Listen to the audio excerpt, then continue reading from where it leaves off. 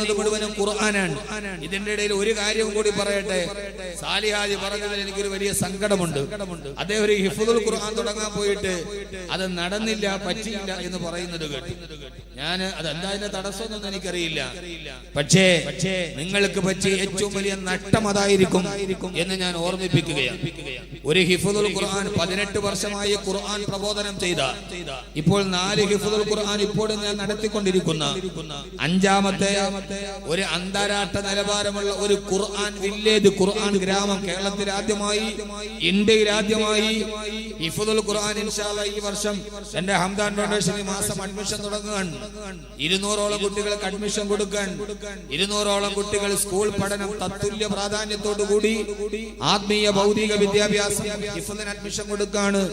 അൽഹംദുലില്ലാഹ് 46 കുട്ടികളിൽ 14ഓളം കുട്ടികൾ ഹാഫിളായി SSLC പാസ്സായി.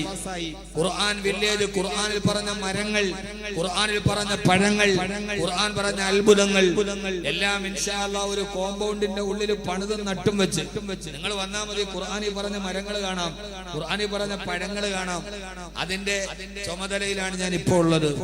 അതുകൊണ്ട് 10-18 വർഷം ഖുർആൻ പറഞ്ഞ ഒരു പ്രബോധകൻ എന്ന രീതിയിൽ കേരളത്തിൽ മുഴുവനും ഹാഫിളീങ്ങളാക്കണം, ഹിഫ്ദുൽ ഖുർആൻ സ്ഥാപിക്കണമെന്ന ഒരു ചിന്തയിൽ നിർണായക പങ്ക് വഹിച്ച ഒരു പ്രഭാഷകൻ എന്ന രീതിയിൽ അദ്ദേഹം ഒരു ഹിഫ്ദുൽ ഖുർആൻ തുടങ്ങാൻ തീരുമാനിച്ചാൽ ഇൻഷാ അല്ലാഹ് അതിലൂടെ ഈ നാട്ടിലെ 100 കണക്കിന് കുട്ടികൾ ഖുർആൻ ഹാഫിളീങ്ങളാകുമായിരുന്നു.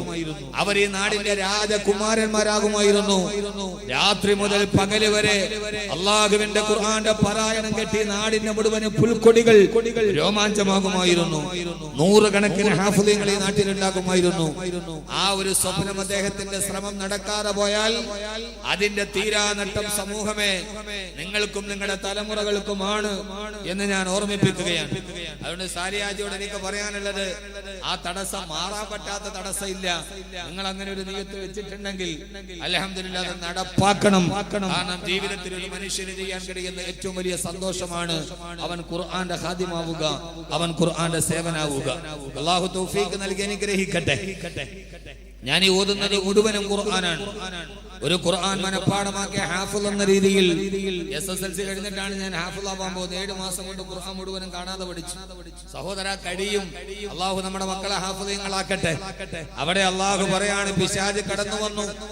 ആ കടന്നു വന്ന പിശാച് അള്ളാഹു പറഞ്ഞ പഴം കഴിക്കാതിരുന്ന ആദം ഹവ്വ ദമ്പതികളോട് ആ പിശാച് വന്നിട്ട് പറഞ്ഞു, ഓ ആദമേ, ഫഖുൽനായ ആദം ഹൽ അദുല്ലുക അലാ ശജറത്തിൽ ഖുൽദി വമുൽകിൻ ലാ യബില.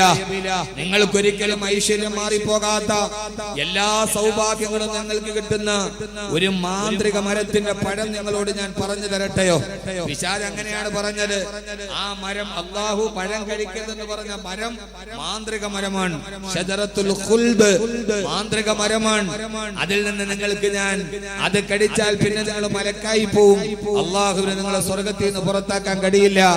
അതുകൊണ്ടാണ് അല്ലാഹു ഇത് കടിക്കരുതെന്ന് പറഞ്ഞത്. ആ പിശാച് ദുർബോധനം നൽകി. ഞാൻ പറഞ്ഞ കേൾക്കുന്നുണ്ടോ? വത്തക്ക വിവാദമാണ് ഞാൻ പറയണത്. അതിന്റെ തുടക്കം ഞാൻ ഖുർആനിൽ നിന്ന് തോണ്ടിയെടുക്കാൻ ആദ്യം വന്നത് പിശാചാണ്. ഞാൻ ചുമ്മാ അങ്ങനെ വായിട്ടലക്കാനല്ല.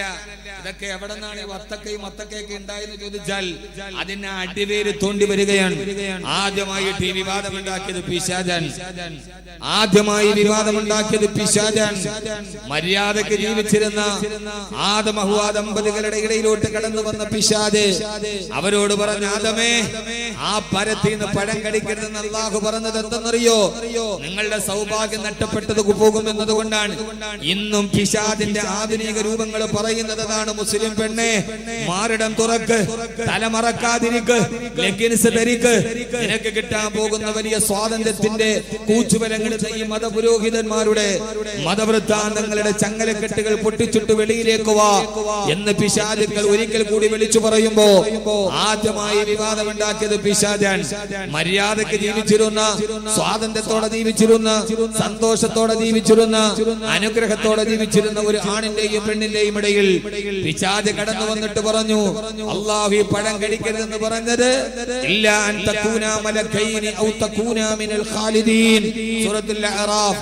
ഈ പഴം കഴിച്ചാൽ പിന്നെ നിങ്ങൾ സ്വർഗ്ഗത്തിൽ നിന്ന് പുറത്താക്കാൻ അല്ലാഹുക്ക് പോലും പറ്റൂല, അല്ലെങ്കിൽ നിങ്ങൾ മലക്കുകളായി പോകും. എന്റെ സഹോദരിമാരെ നന്നായിട്ട് കേൾക്കണം. അതുകൊണ്ടാണ് കഴിക്കരുതെന്ന് പറഞ്ഞപ്പോ പിശാച് അവരോട് പറഞ്ഞു, ആദമേ ആ പഴം കഴിക്ക്, ഹവ്വ ആ പഴം കഴിക്ക്.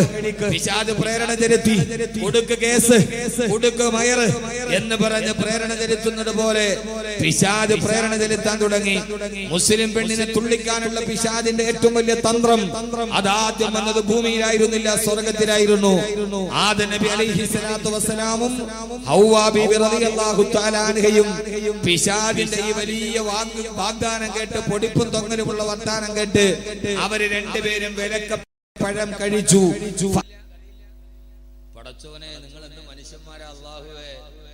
നമ്മള് വാപ്പ ചെവിയിൽ വെച്ച് ഓതിക്കുന്ന കാലം വരെ പറയണ സംഭവം ഇതാണ് ഖുർആൻ.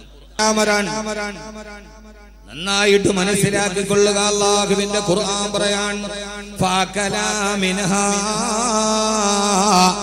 ആദം നബിയും ഹവ്വാ ബീബി റളിയല്ലാഹു തആല അൻഹുമാ അവർ രണ്ടുപേരും വിലക്കപ്പെട്ട കനി വെട്ടിച്ചപ്പോ ബദത് ലഹുമാ സൗആതുഹുമാ.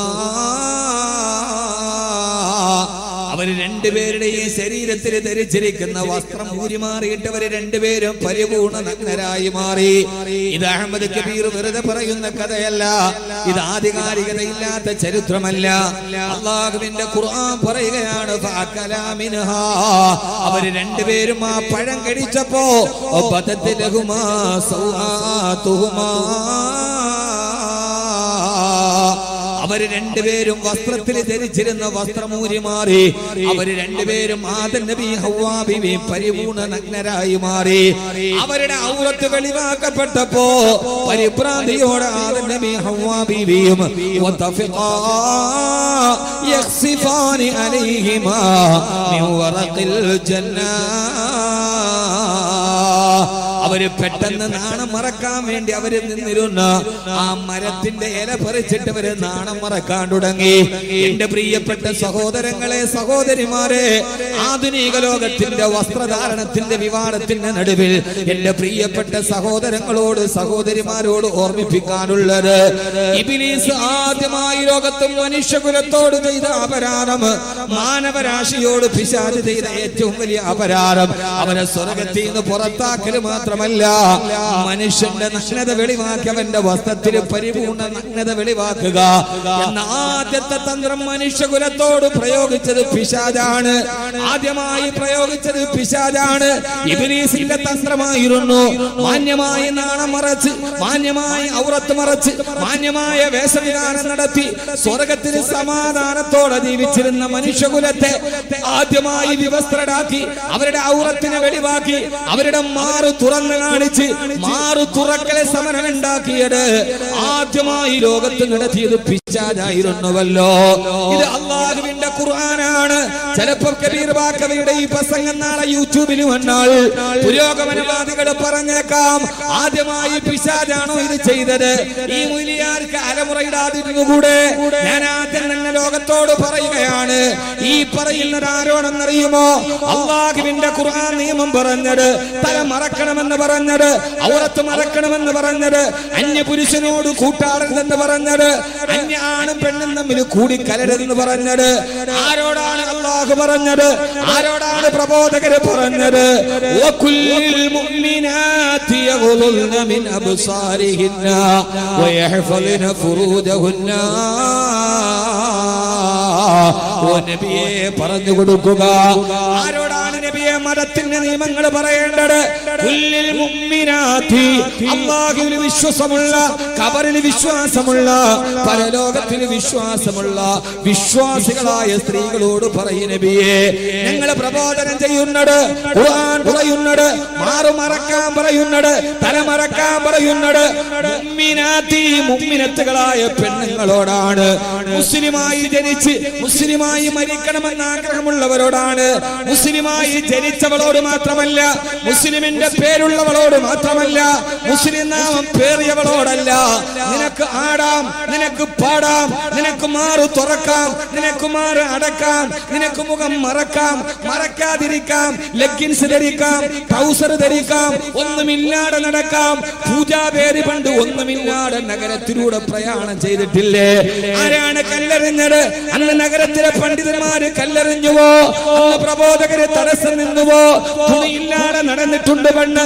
തുണിയില്ലാതെ ഓടിയിട്ടുണ്ട് പെണ്ണ് മാറി തുറന്നിട്ടുണ്ട് പെണ്ണ് അവരെ ഒന്നും കല്ലെറിയാൻ പ്രബോധകര് വന്നിട്ടില്ല ആരോടാണ് മതത്തിന്റെ നിയമം പറയുന്നത് ആ പറയുന്നതിൽ മുഅ്മിനാത്തി അല്ലാഹുവിൽ വിശ്വാസമുള്ള പെൺകുട്ടികളോട് പറയും നബിയേ പിന്നെന്തിനാണ് നിങ്ങൾ കുതിച്ചു ചാടുന്നത് പിന്നെന്തിനാണ് നിങ്ങൾ ആക്രമിക്കാൻ വരുന്നത് മത നിയമങ്ങൾ മതവിശ്വാസികൾക്ക് മാത്രം ബാധകമാണ് ഒരിട്ടപ്പെട്ട മതമനുസരിച്ച് ജീവിക്കുവാനും അതിനെ പ്രബോധനം ചെയ്യാനും ഇന്ത്യയുടെ ഭരണഘടന അനുവാദം തന്നിട്ടുണ്ട് ആ അനുവാദത്തിന്റെ ഉള്ളിൽ നിന്ന് അവരോടാണ് പറയുന്നത് അല്ലാത്തവർക്ക് ബാധകമല്ല ഞങ്ങൾ ലെഗിൻസ് അല്ല ട്രൗസർ വേണമെങ്കിലും ധരിക്കുമെന്ന് പറഞ്ഞവർക്ക് ബാധകമില്ല മാറ് തുറന്ന് കാണിച്ചവർക്ക് ബാധകമല്ല ഇത് പറയുന്നത് അല്ലാഹുവിൽ വിശ്വസിക്കുന്നവരോടാണ് ഇത് മതവിശ്വാസികളോടാണ് അതുകൊണ്ട് ഖുർആൻ തന്നെ പറയുകയാ ആദ്യമായി പിശാച് മനുഷ്യനോട് ചെയ്ത അപരാധം അവന്റെ നഗ്നത വെളിവാക്കലായിരുന്നു അവന്റെ വസ്ത്രങ്ങളെ വലിച്ചെറിയലായിരുന്നു അങ്ങനെയാണ് ആദം ഹവ്വ ദമ്പതികൾ സ്വർഗ്ഗത്തിൽ നിന്ന് പുറത്താക്കപ്പെട്ടതെന്ന് അല്ലാഹുവിന്റെ വിശുദ്ധ ഖുർആൻ അല്ലാഹു സുബ്ഹാനഹു വ തആല മനുഷ്യ പിശാചുക്കളെ തിരിച്ചറിയാൻ അല്ലാഹു തൗഫീഖ് നൽകുമാറാകട്ടെ അല്ലാഹു തൗഫീഖ് നൽകട്ടെ ഞാൻ ഇവിടെ പറയാൻ പോകുന്നത് ഏതെന്നറിയോ അങ്ങനെ പിശാചിന്റെ കെണിയിൽപ്പെട്ട് ആദം നബി ഹവ്വ ബീവി സ്വർഗ്ഗത്തിൽ നിന്ന് പുറത്താക്കപ്പെട്ടപ്പോ ആ ചരിത്രത്തിന്റെ പശ്ചാത്തലം വെച്ച് അല്ലാഹു ലോകാവസാനം വരെ വരുന്ന ആണിനോടും പെണ്ണിനോടും പറയുകയാണ് അല്ലാഹുവിന്റെ വിശുദ്ധമായ ഖുർആന്റെ ആയത്ത് തന്നെ ഞാൻ ഓതി തരട്ടെയോ ഈ സംഭവത്തിന്റെ പശ്ചാത്തലത്തിന്റെ വെളിച്ചത്തിൽ അല്ലാഹു പറയുകയാണ് യാ ബനീ ആദം ഓ ആദമിന്റെ മക്കളെ ഓ ആദം സന്തതികളെ സ്വർഗ്ഗത്തിൽ നിന്ന് പിശാചിന്റെ കെണിയിൽപ്പെട്ട് പുറത്താകേണ്ടി വന്ന ആദം ഹവ്വ ദമ്പതികളെ ലാ യഫ്തിനന്നകും ശൈത്വാൻ ജീവിതത്തിൽ ഒരിക്കലും ഈ പിശാച് നിങ്ങളെ ചതിക്കാതിരിക്കട്ടെ പ്രിയപ്പെട്ട സഹോദരിമാരോട് ഈ ചരിത്രം പറഞ്ഞിട്ടാണ് അല്ലാഹു പറഞ്ഞത് ലാ യഫ്തിനന്നകും ശൈത്വാൻ ഈ പിശാച് നിങ്ങളെ ചതിക്കാതിരിക്കട്ടെ ഏതുപോലെ നിങ്ങളുടെ മാതാപിതാക്കളെ സ്വർഗ്ഗത്തിൽ നിന്ന് തുണി ഉരിച്ചു കളഞ്ഞിട്ട് ഈ പിശാച് പുറത്താക്കിയതുപോലെ അവരുടെ മക്കളായ നിങ്ങളെ ഈ പിശാച് ചതിക്കാതിരിക്കട്ടെ ഈ പിശാചിന്റെ വലയിൽ നിങ്ങൾ കുടുങ്ങിപ്പോകരുത് അറിയാതെ മാറ് തുറന്നു പോകരുത് ഔറത്ത് വെളിവാക്കി പോകരുത് ഞാൻ നിങ്ങളോട് മുന്നറിയിപ്പ് നൽകുകയാണ് നിങ്ങളുടെ മാതാപിതാക്കൾക്ക് പറ്റിയ അബദ്ധം നിങ്ങൾക്ക് പറ്റരുതേ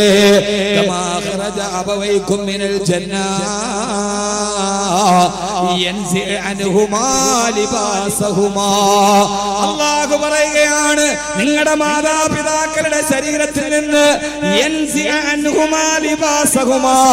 അവരുടെ വസ്ത്രത്തെ പിശാച് ഊരി മാറ്റിയില്ലയോ എന്തിനാണ് വസ്ത്രം ഊരി മാറ്റിയത് മാറ് തുറന്നിട്ട് ലൈവ് വന്നവരൊക്കെ ഒന്നുകൂടി ചിന്തിക്കുക എന്തിനാണ് വസ്ത്രം ഊരി മാറ്റിയതെന്നറിയുമോ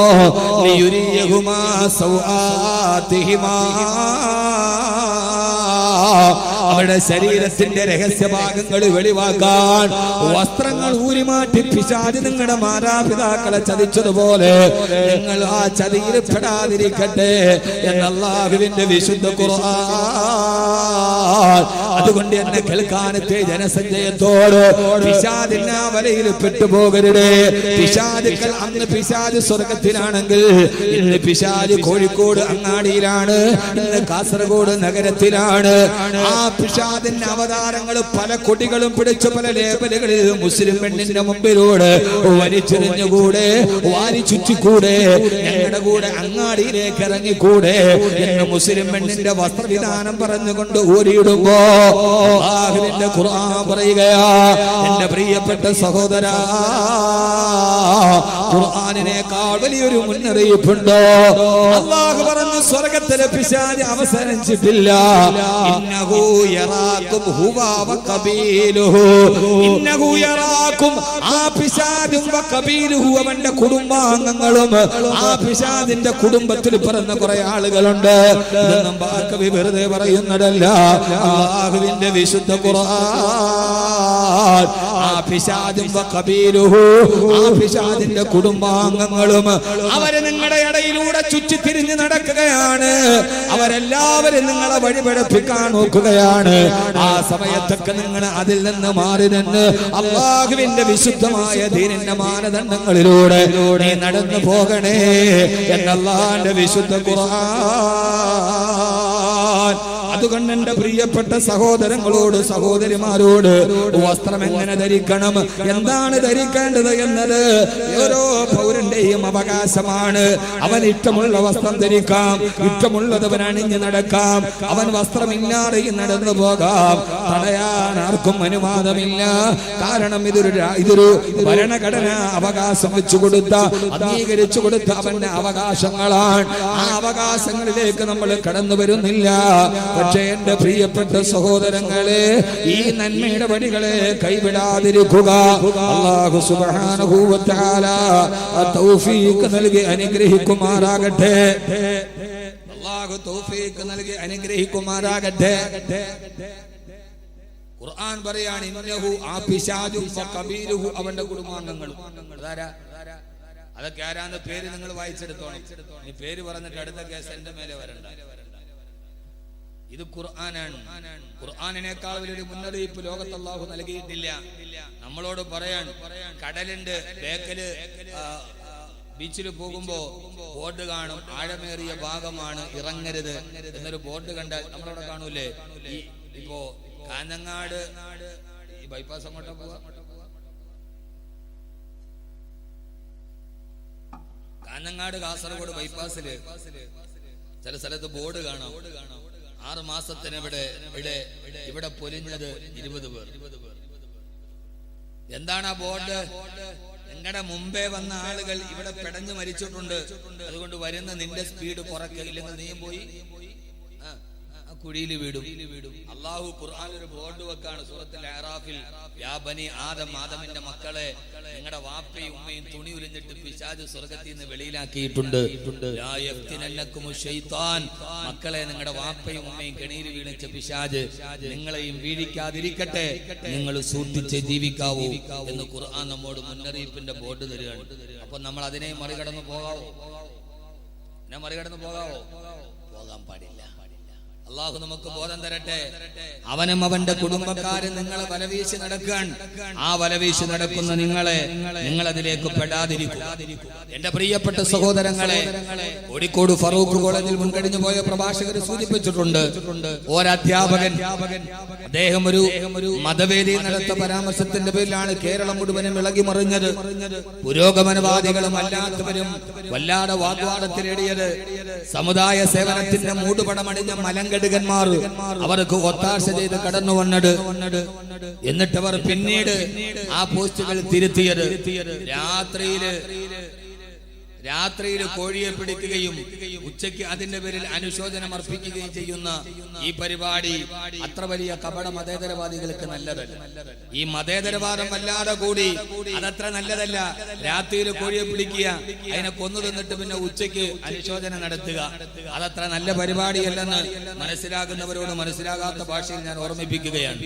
അതുകൊണ്ട് ഫറൂഖ് കോളേജിലെ ഒരു അധ്യാപകൻ അദ്ദേഹം വസ്ത്രത്തിന്റെ രൂപവുമായി ബന്ധപ്പെട്ട ഒരു പരാമർശം നടത്തിയപ്പോ ആ പരാമർശത്തെ ഏറ്റുപിടിച്ച ആളുകൾ, അദ്ദേഹത്തിനെതിരെ കേസെടുത്ത ആളുകൾ നിങ്ങൾക്കറിയുമോ എന്ന് എനിക്കറിയില്ല. കേരളം അറിഞ്ഞ മലയാളം അറിഞ്ഞ ഏറ്റവും വലിയ മഹാകവിയായിരുന്ന കുമാരനാശാന്റെ ദുരവസ്ഥ, കുമാരനാശാൻ ദുരവസ്ഥ എഴുതി. ആ ദുരവസ്ഥയിൽ കുമാരനാശാൻ ക്രൂര മുഹമ്മദർ ചിന്തുന്ന ഹൈന്ദവ ചോരയിൽ ചൊന്നിടും ഏറുനാട്ടിൽ എന്ന് കുമാരനാശാൻ ഒരു വരി എഴുതി. ക്രൂര മുഹമ്മദർ ചിന്തുന്ന ഹൈന്ദവ ചോരയിൽ ചേർന്നിടും ഏറനാട്ടിൽ എന്ന് മുസ്ലിമീങ്ങൾക്കെതിരെ മുസ്ലിമീങ്ങൾ ഹൈന്ദവരെ മുഴുവനും കൊല ചെയ്യുന്നു എന്ന അർത്ഥത്തിൽ ഒരു കവിത എഴുതി. അന്ന് ജീവിച്ചിരുന്ന മഹാനായ ഒരു സമൂഹത്തിന്റെ തുടിപ്പുകൾ അറിഞ്ഞ് ക്രാന്ത ദാർശനികതയോടെ ഇടപെട്ട ആളെ വെച്ചപ്പോ കേട്ടപ്പോ കയറെടുത്തത് ആളല്ല, പെട്ടെന്ന് ഫേസ്ബുക്കിൽ പോസ്റ്റ് ചെയ്ത നേതാക്കന്മാരല്ല, മഹാനായ മർഹൂം CH മുഹമ്മദ് സാഹിബ് അടക്കം മഹാനായ സീതി സാഹിബ് ഉൾപ്പെടെയുള്ള മുഴുവൻ പരിഷ്കർത്താക്കളും അതിനെതിരെ മുമ്പോട്ട് വന്നു. അവസാനം ഇത് തെറ്റാണ്, ഹിന്ദുക്കളുടെ രക്തം മുസ്ലിമീങ്ങൾ ചിന്തിയിട്ടില്ല, കവിതയിൽ പരാമർശം ഒഴിവാക്കണമെന്ന് കുമാരനാശാന്റെ കവിതയെ കുറിച്ച് സീതി സാഹിബ് അടക്കമുള്ള ആളുകൾ രംഗത്തോട്ട് വന്നു. അവസാനം തിരുവനന്തപുരത്തെ മുസ്ലിം ഹോസ്റ്റലിൽ വന്ന് കുമാരനാശാൻ താൻ പറഞ്ഞത് ആ രീതിയിലല്ല, ആ അർത്ഥത്തിലല്ല എന്ന് പറയുകയും അദ്ദേഹം അതിൽ ഖേദം പ്രകടിപ്പിക്കുകയും പിന്നീട് അത് മാറ്റാൻ വേണ്ടി ഇനി ഞാൻ ഒരിക്കലും അത് ചെയ്യില്ല, ഞാൻ ഹൈന്ദവ മുസ്ലിം സാഹോദര്യത്തിന് വേണ്ടി അടുത്ത ഒരു കവിത എഴുതുമെന്ന് പറഞ്ഞിട്ട് കുമാരനാശാൻ അവിടെ നിന്ന് ഇറങ്ങിപ്പോയി. അന്ന് ആര് ഫേസ്ബുക്ക് എടുത്തു വെച്ചിട്ട് കുമാരനാശാനോടൊപ്പം എന്ന് പറഞ്ഞ ഹാഷ്ടാഗ് ചെയ്ത് കളിച്ചില്ല. കുമാരനാശാൻ കവിതയിൽ എഴുതിയിട്ടുണ്ട്, നിങ്ങൾക്കറിയുമോ എന്ന് എനിക്കറിയില്ല. സീതാചക്രം എന്ന് പറയുന്ന ഒരു നോവലിൽ പുനത്തിൽ കുഞ്ഞബ്ദുള്ള സ്ത്രീയുടെ മാറിടത്തെ കുറിച്ച് അന്തരിച്ചു പോയ എഴുത്തുകാരൻ പുനത്തിൽ കുഞ്ഞബ്ദുള്ള അദ്ദേഹത്തിന്റെ സീതാചക്രത്തിൽ ഒരു വലിയ വീട്ടിലെ വേലക്കാരികളായ പെണ്ണുങ്ങളുടെ ശരീരത്തിന്റെ അവയവങ്ങളെ, സ്ത്രീ അവയവത്തെ കുറിച്ച് പുനത്തിൽ കുഞ്ഞബ്ദുള്ള എഴുതിയ നോവൽ ഇപ്പോഴും ലഭ്യമാണ്. ഒന്ന് വായിച്ചു നോക്കിയാൽ പലതന്റെ പേരിലും കേസെടുക്കേണ്ടി വരും. ആ വാക്കുകൾ ഞാനിവിടെ ഈ സദസ്സിൽ അത് പറഞ്ഞ് ഞാനൊന്നും പറയുന്നില്ല, കാരണം ആ വാക്കുകൾ പറയാൻ എനിക്കിഷ്ടമല്ല. ഞാൻ എപ്പോഴും വാക്കുകളിൽ സഭ്യത സൂക്ഷിക്കാൻ ആഗ്രഹിക്കുന്ന ആളാണ്. കേരളത്തിന്റെ മുൻ ചീഫ് സെക്രട്ടറി, നമ്മുടെ കേരളത്തിന്റെ മുൻ ചീഫ് സെക്രട്ടറി 1960 ലണ്ടനിലെ മേരി ക്യാൻഡ് എന്ന ഫാഷൻ ഡിസൈനർ മിനി സ്കേർട്ട് അവതരിപ്പിച്ചു. അദ്ദേഹം എഴുതുകയാണ്, കേരളത്തിന്റെ ഒരു മുൻ ചീഫ് സെക്രട്ടറി 1960, ഇത് നിങ്ങൾ നന്നായിട്ട് കേൾക്കണം, ബാക്കി പിന്നെ നിങ്ങൾ വായിച്ചോണം, ഞാൻ എന്റെ വാതിലോട്ട് പോവാണ്. 1960 ലണ്ടനിലെ മേരി ക്വാൻഡ് എന്ന ഫാഷൻ ഡിസൈനർ മിനി സ്കേർട്ട് അവതരിപ്പിച്ചു. നീളം കുറഞ്ഞ ഒരു മിനി സ്കേർട്ട് പെണ്ണുങ്ങൾ ഇടുന്ന. ഇപ്പോൾ മിനിക്ക് പ്രായഭേദമില്ല, മിനി സ്കേർട്ട് ഇപ്പൊ പ്രായഭേദമില്ലാതെ എല്ലാവരും ധരിക്കുന്നുണ്ട്. ഒരു വാക്ക് എഴുതിയല്ല, കേരളത്തിന്റെ മുൻ ചീഫ് സെക്രട്ടറി എഴുതിയതാണ്.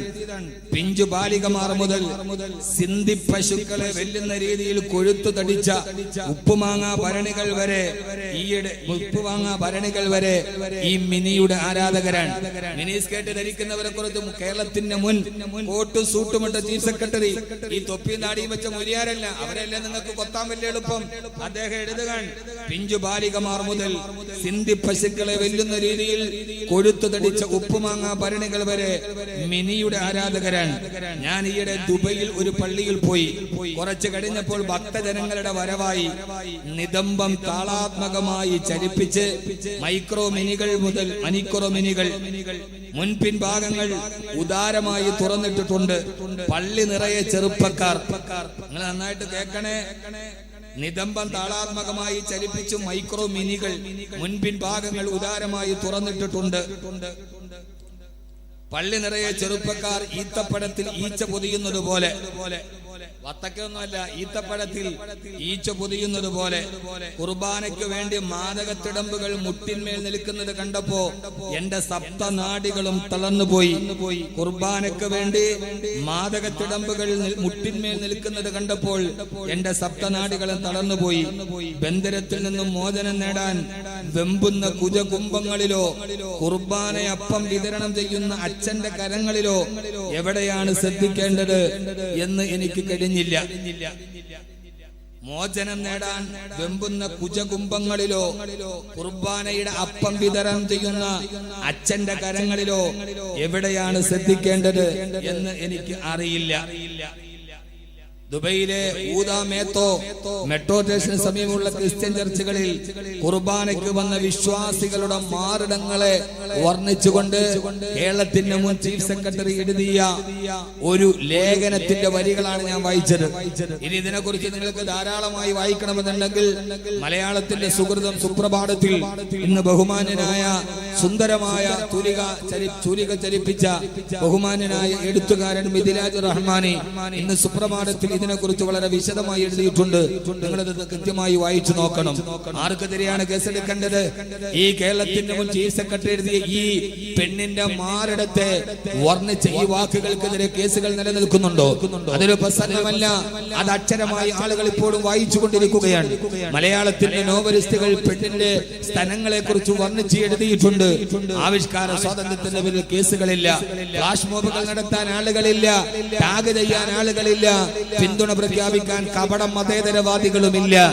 ഞാൻ പറഞ്ഞത് എന്റെ പ്രിയപ്പെട്ട സഹോദരങ്ങളോട് ആ വിവാദത്തിലേക്ക് ഞാൻ ഇനി ഒന്നുകൂടി പറയുന്നില്ല. നാം ഒരു നിലപാടുകൾ സ്വീകരിക്കുമ്പോ അത് മതമുള്ളവനാകട്ടെ ഇല്ലാത്തവനാകട്ടെ, പുരോഗമനവാദിയാകട്ടെ അല്ലാത്തവനാകട്ടെ, ഒരു നിലപാട് നാം എടുക്കുമ്പോൾ ആ നിലപാടുകൾ നീതിയുക്തമാകാൻ, നീതിയുക്തമായ നിലപാടുകൾ സ്വീകരിക്കാൻ സാമൂഹ്യ പ്രവർത്തകർ ശ്രദ്ധിക്കേണ്ടതുണ്ട് എന്ന് ഒരിക്കൽ കൂടി ഓർമ്മിപ്പിച്ചുകൊണ്ട് ഈ കേസെടുക്കലും ഈ വാദങ്ങളും ഈ ശബ്ദകോലാഹലങ്ങളും ഒന്നിന് മാത്രമല്ല ഇതിനേക്കാൾ നന്നായി വർണ്ണിച്ച ആളുകളുണ്ട്. ജഗതി ശ്രീകുമാർ പ്രസംഗിച്ചിട്ടുണ്ട്. ആ പ്രസംഗമൊന്നും ജൗഹർ മുനവ്വറിന്റെ പേരിന്റെ ഒരു പ്രസംഗത്തിന്റെ ഏഴയൽപക്കത്ത് അദ്ദേഹത്തിന്റെ പ്രസംഗം എത്തിയിട്ടില്ല. ജഗതി പ്രസംഗിച്ചതുപോലെ എത്രയോ ആളുകൾ, ആരൊക്കെ ആളുകൾ മലയാളത്തിന്റെ ടിവി ചാനലുകളിൽ സ്ത്രീയുടെ ഈ ശരീരത്തെ കുറിച്ച് അവതരിപ്പിച്ചിട്ടുണ്ട്. ആർക്കും പ്രശ്നങ്ങളില്ല. ഇവിടെ പ്രശ്നം പറഞ്ഞ ആളുടെ പേരും ജാതിയുമാണ് എന്ന് സംശയിച്ചാൽ ആ സംശയം അസ്ഥാനത്തല്ല എന്ന് ഓർമ്മിപ്പിച്ചുകൊണ്ട് തന്നെ ഞാൻ വീണ്ടും എന്റെ സഹോദരങ്ങളോട്, എന്റെ സഹോദരങ്ങൾ പറഞ്ഞാൽ അള്ളാഹുവിൽ വിശ്വസിക്കുന്ന അള്ളാഹുവിന്റെ പ്രവാചകൻ നബി മുഹമ്മദ് മുസ്തഫ,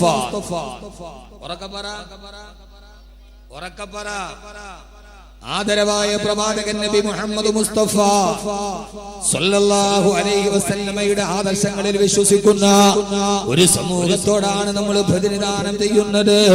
ലാ യഫ്തിനന്നകും ശൈത്വാൻ, ആ പിശാച് നിങ്ങളുടെ മാതാപിതാക്കളെ ചതിച്ചതുപോലെ ഒരിക്കലും നിങ്ങൾ ചതിയിൽ വീടരുത്. അലം അഹദ് ഇലൈക്കും യാ ബനി ആദമ അല്ലാ തഅബുദു ശൈത്വാൻ ഇന്നഹു ലക്കും അദുവ്വുൻ മുബീൻ. ഈ പിശാച് നിങ്ങളുടെ ആദന്മ ശത്രുക്കളാണെന്ന് നിങ്ങളോട് ഞാൻ പറഞ്ഞിട്ടുണ്ട്. അതുകൊണ്ട് നിങ്ങളെ പിഴവിലേക്ക് കൊണ്ടുപോകുന്ന, നിങ്ങളെ ജീവിതത്തിന്റെ പരാജയത്തിലോട്ട് കൂട്ടിക്കൊണ്ടുപോകുന്ന പിശാചിനോട് ഒത്തുചേർന്ന് നിന്നിട്ട് നിങ്ങൾ ആരും ഈ വേഷവിധാനം നടത്തരുത് എന്ന് അല്ലാഹുവിന്റെ വിശുദ്ധ ഖുർആൻ അല്ലാഹു സുബ്ഹാനഹു വ തആല ലോകാവസാനം വരുന്ന വിശ്വാസികളായ വിശ്വാസിനികളായ പെൺകുട്ടികളോട് അവരുടെ വസ്ത്രത്തെ കുറിച്ച് അല്ലാഹുവിന്റെ ഖുർആൻ പറഞ്ഞത്. എന്റെ പ്രിയപ്പെട്ട സഹോദരിമാരെ, ജീവിതത്തിൽ ചില മൂല്യങ്ങളുണ്ട്, ജീവിതത്തിൽ ചില നന്മകളുണ്ട്. ആ ജീവിതത്തിന്റെ നന്മകളുടെ ഭാഗങ്ങളിലൂടെ കടന്നു പോവുക അല്ലാഹുവിന്റെ ഖുർആനിന് സ്ത്രീയോട് പറയാനുള്ളതെന്നാണ് അവരുടെ വസ്ത്രവുമായി ബന്ധപ്പെട്ട്. വകുല്ലിൽ മുഅ്മിനാതി യഗ്ളുന മിൻ അബ്സാരിഹിന്ന വയഹ്ഫദ്ന ഫുറൂജഹുന്ന. അല്ലാഹുവിൽ വിശ്വാസമുള്ള പരലോകത്തെ പേടിയുള്ള സ്ത്രീകളോട് അല്ലാഹുവിന്റെ ഖുർആൻ പറയാണ് നബിയേ, സത്യവിശ്വാസിനികളായ പെൺകുട്ടികളോട് പറഞ്ഞു കൊടുക്ക് നബിയേ, യഗുൽന മിൻ അബ്സാരിഹിന്ന, അവരുടെ കണ്ണുകളെ സൂക്ഷിക്കാൻ പറയും നബിയേ. ആ കണ്ണുകളിലൂടെ അരുതാത്തത് കാണരുത്, അരുതാത്തതിലേക്ക് നോക്കരുത്, അരുതാരുടെ ചിന്തകൾ കടന്നു വരരുത്. അതുകൊണ്ട് പരമാവധി കണ്ണുകൊണ്ട് കാണുന്നതെല്ലാം നന്മയായിരിക്കുക. എന്റെ പ്രിയപ്പെട്ട ചെറുപ്പക്കാരോട് കൂടിയാണ് ഞാൻ ഈ പറയുന്നത്. ഇതൊന്നും പെണ്ണിന് മാത്രം ബാധകമാകുന്നതല്ല. നിങ്ങളുടെ കണ്ണുകൊണ്ട് അശ്ലീലമായ സിനിമകൾ കാണരുത്, അശ്ലീലമായ ചിത്രങ്ങൾ കാണരുത്, അശ്ലീലമായ കാഴ്ചകൾ കാണരുത്, അശ്ലീലം നിങ്ങൾ കാണിച്ചു കൊടുക്കരുത്. അങ്ങനെ കണ്ടാൽ പിശാച് നിങ്ങളുടെ ഹൃദയത്തിന്റെ ഉള്ളിലോട്ട് കടന്നു കയറും. ആ പിശാച് നിങ്ങളെ തെറ്റിലേക്ക് വലിച്ചു കൊണ്ടുപോകും എന്ന് അല്ലാഹുവിന്റെ വിശുദ്ധ ഖുർആൻ. അല്ലാഹുവിന്റെ പ്രവാചകൻ നബി മുഹമ്മദ് മുസ്തഫ സല്ലല്ലാഹു അലൈഹി വസല്ലം പറഞ്ഞല്ലോ, ശരീരത്തിന്റെ ഗുഹ്യാവസ്ഥാനത്തിന് മാത്രമല്ല വ്യഭിചാരമുള്ളത്, കണ്ണിനും വ്യഭിചാരമുണ്ട് കേട്ടോ. ഏതാണ് നബിയെ കണ്ണിന്റെ വ്യഭിചാരമെന്ന് ചോദിച്ചപ്പോ അശ്ലീലമായ കാര്യങ്ങളിലേക്ക് നിങ്ങളുടെ കണ്ണുകൊണ്ട് നോക്കലാണ്. ഏത് അശ്ലീലതയാണോ കണ്ണ് കാണുന്നത്, ആ കണ്ണ് കാണുന്ന കാഴ്ച കണ്ണ് ഹൃദയത്തിന് കൈമാറി കൊടുക്കും. ആ ഹൃദയം നിങ്ങളെ തെറ്റിലേക്ക് പ്രേരിപ്പിക്കുമെന്ന് ലോകൈക ഗുരു നബി മുഹമ്മദ് മുസ്തഫ സല്ലല്ലാഹു അലൈഹി വസല്ലമ. അതുകൊണ്ട് ആദ്യമായി ചെയ്യേണ്ടത് നിങ്ങളുടെ കണ്ണുകളെ നിങ്ങൾ സൂക്ഷിക്കണേ. രണ്ടാമത്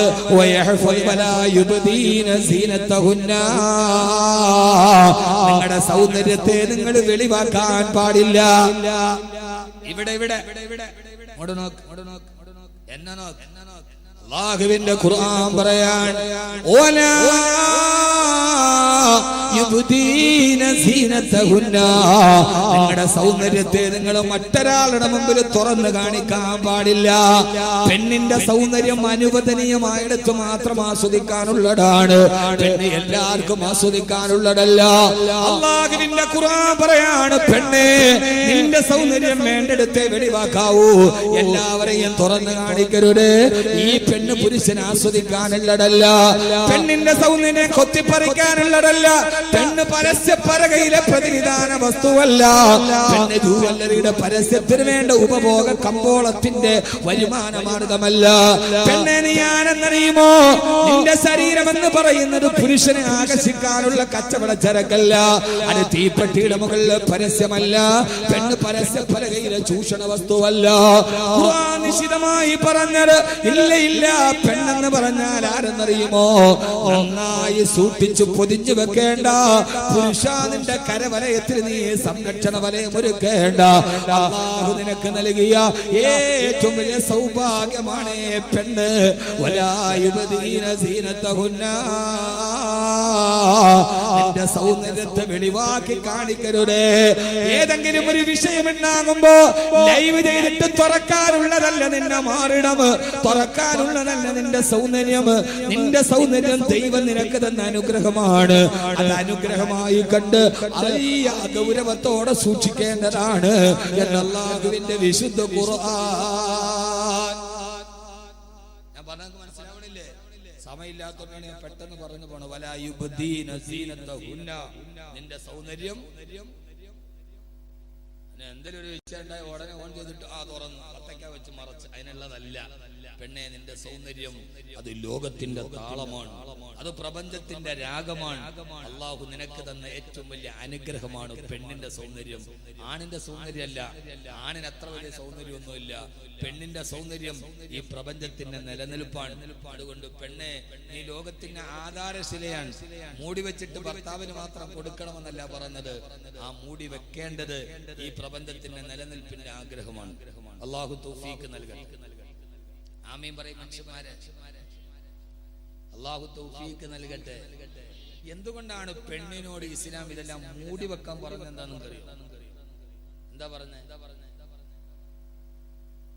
എന്നും പറഞ്ഞ തന്നെ പറഞ്ഞാൽ പോരല്ലോ. ഈ പെണ്ണിനോട് ഇതെല്ലാം മറച്ചു വെക്കാൻ പറയാൻ കാരണം എന്താ?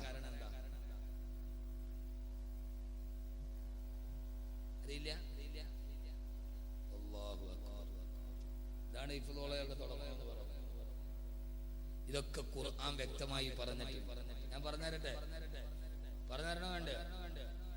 വേണ്ടേ? വേണോ? വേണ്ടോ? നിങ്ങൾ ഇങ്ങനെ കാണിച്ച ഉറക്കം വന്ന് തൂങ്ങിയിട്ട് ആടുന്നതാണോ നേരെ പറഞ്ഞാൽ ഞാൻ എങ്ങനെ അറിയാം? വേണോ? വേണോ എന്നുള്ളവരൊക്കെ ഒന്ന് കൈ പൊക്കിക്കാൻ നോക്കട്ടെ. രണ്ട് കൈ പൊക്ക് മനുഷ്യന്മാരെ, ഉള്ള കൈയൊക്കെ പൊക്ക്. താത്തേടി ഉറക്കമൊക്കെ ഒന്ന് പോട്ട്, ഒന്നൊന്ന് ഉഷാറാവൻ. അള്ളാഹു സ്വീകരിക്കും.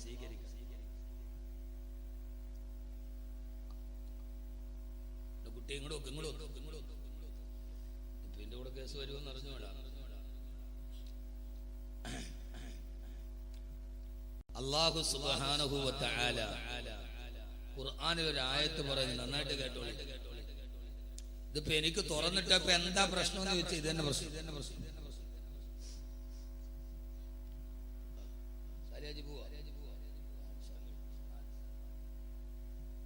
അല്ലാഹു നല്ല ദീർഘായുസ്സ് കൊടുക്കട്ടെ. ഇനി നന്മകൾ ചെയ്യാൻ അല്ലാഹു തൗഫീഖ് കൊടുക്കട്ടെ. നന്മ ചെയ്ത ആളുകൾക്ക് ദീർഘായുസ്സ് ഉണ്ടായാലേ സമൂഹത്തിന് വെളിച്ചുണ്ടാവും. അല്ലാഹു അങ്ങനെ ആക്കി കൊടുക്കുമാറാകട്ടെ. നന്നായിട്ട് നോക്കി.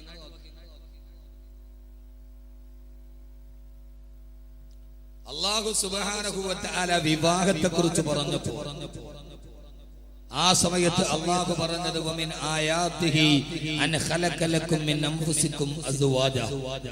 അല്ലാഹു സുബ്ഹാനഹു വ തആല ചെയ്ത അനുഗ്രഹത്തിൽ ഏറ്റവും പ്രധാനപ്പെട്ട ഒരു അനുഗ്രഹമാണ് നിങ്ങളുടെ ശരീരത്തിൽ നിന്ന് നിങ്ങൾക്ക് ഭാര്യമാരെ തിരഞ്ഞെടുത്ത് തന്നത്.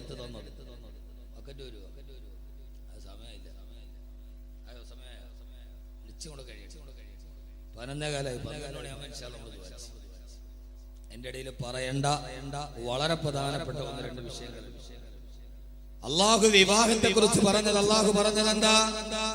അള്ളാഹുവിന്റെ വലിയൊരു ദൃഷ്ടാന്തമാണ്. ആകാശം പോലെ ഭൂമി പോലെ അള്ളാഹുവിന്റെ വലിയൊരു ദൃഷ്ടാന്തമാണ്.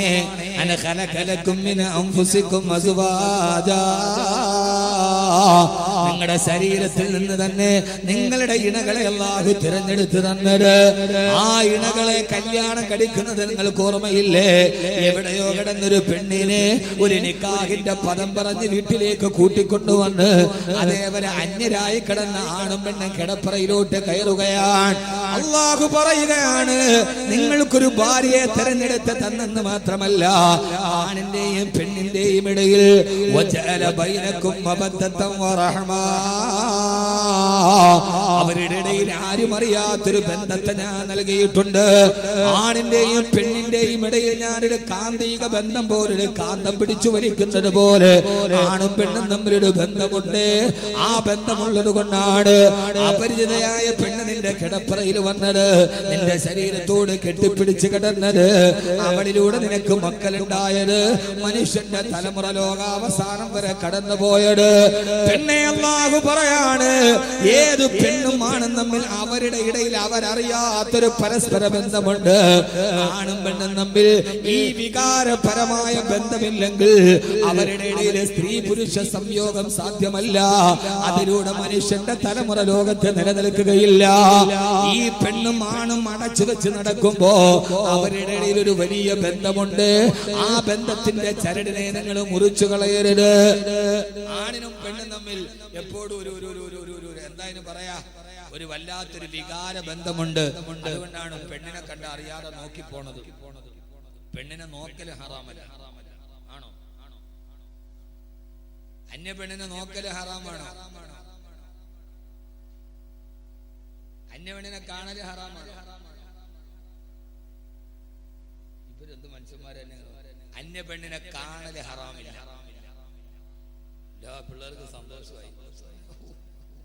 ഈ മൊയ്ലിയാരാണ് ഇതൊക്കെ ഈ ഷാഫി വാക്കുകൾ പറയാത്ത കുട്ടിയെ. അന്യ പെണ്ണിനെ കാണല് ഹറാമില്ല, നോക്കലാണ് ഹറാം. കാണല് ഹറാമായ പിന്നെ നമ്മളൊക്കെ നരകത്തിലല്ല. കാണുന്നത് നോക്കുന്നത് തമ്മിൽ വ്യത്യാസമുണ്ട്. കാണുക എന്ന് പറഞ്ഞാൽ ഞാനിപ്പോ ഇവിടെ നിൽക്കുക, അതിലൂടെ ഒരു പെണ്ണ് പോയി, ഞാൻ അപ്പുറത്തോട് കൂടെ വരിക. വരുന്ന വഴിയിൽ ഏതായാലും പെണ്ണിനെ ഞാൻ കാണൂലേ? ഇല്ലേ? കാണും. അപ്പൊ പിന്നെ അത് ഹറാമായ പിന്നെ നമ്മളെന്താ നരകത്തിലല്ലേ? അവിചാരിതമായി നമ്മളൊരാണും പെണ്ണും നടന്നു പോകുമ്പോ ആണും പെണ്ണും തമ്മിൽ കാണും. കാണല് ഹറാമല്ല. അതിങ്ങനെ നടന്നു പോണ വഴിക്ക് അവിചാരിതമായിട്ടൊന്ന് കണ്ടിട്ട് പോയി, പിന്നെ രണ്ടാമത് നോക്കലാണ് ഹറാം. രണ്ടാമതൊന്നുകൂടി അവളുടെ ശരീരത്തിലോട് വികാരത്തോടെ കാമത്തോടെ അവളിലേക്ക് രണ്ടാമത് നോക്കലാണ് ഹറാം. നിങ്ങൾ ഇസ്ലാമിനെ പരിചയപ്പെട്ടു, നോക്കലല്ല, കാണൽ ഹറാമല്ല. അറിയാതെ കണ്ടുപോകും മനുഷ്യനാണ്. അവന്റെ കണ്ണിലൂടെ ഒരു മിന്നായം പോലെ നടന്നു പോകുന്നതല്ല.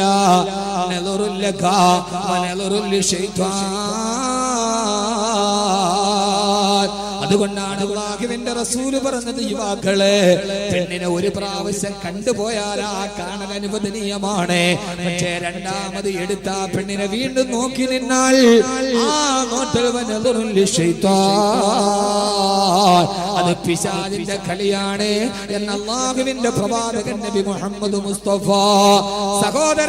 സഹോദരങ്ങളെ, ആണും പെണ്ണും തമ്മിൽ ഒരു വലിയ അടുപ്പം അല്ലാഹു നൽകിയിട്ടുണ്ട്. പെണ്ണിനോട് ആണിനൊരു കൗതുകമുണ്ട്, ആണിനോട് പെണ്ണിനൊരു കൗതുകമുണ്ട്. ഇത് നിങ്ങൾ ശ്രദ്ധിച്ചു കേട്ടോളുക. എപ്പോഴും മൂടി വെച്ചിരിക്കുന്നതിനോടാണ് മനുഷ്യന് കാണാൻ കൗതുകമുണ്ടാവുക. എപ്പോഴും മനുഷ്യന് കൗതുകം എന്തിനോടാണ്? മൂടി വെച്ചതിനോടാണ്. തുറന്നു വെച്ചതിനോടുണ്ടോ? തുറന്നു വെച്ചതിനോടുണ്ടോ? ഇല്ല. ഇപ്പൊ ഉദാഹരണമായിട്ട് നിങ്ങളെല്ലാം നടന്നു പോകുമ്പോൾ എന്റെ ഒരു പേന വഴി കിടക്കും. നമ്മൾ ആ പേന നോക്കി നിൽക്കുക കൗതുകത്തോടെ? ഇല്ല. എന്നാൽ അപ്പുറത്ത് ഒരു പൊതി, ഒരു സാധനം പൊതിഞ്ഞിട്ടിരിക്കുകയാണ്, ഒരു പൊതി. നിങ്ങൾ ആ പൊതി എടുത്താൽ ഇങ്ങനെ അതിന്റെ അകത്തെന്താന്ന് കാണാനുള്ള കൗതുകം വല്ലാത്ത കൗതുകം.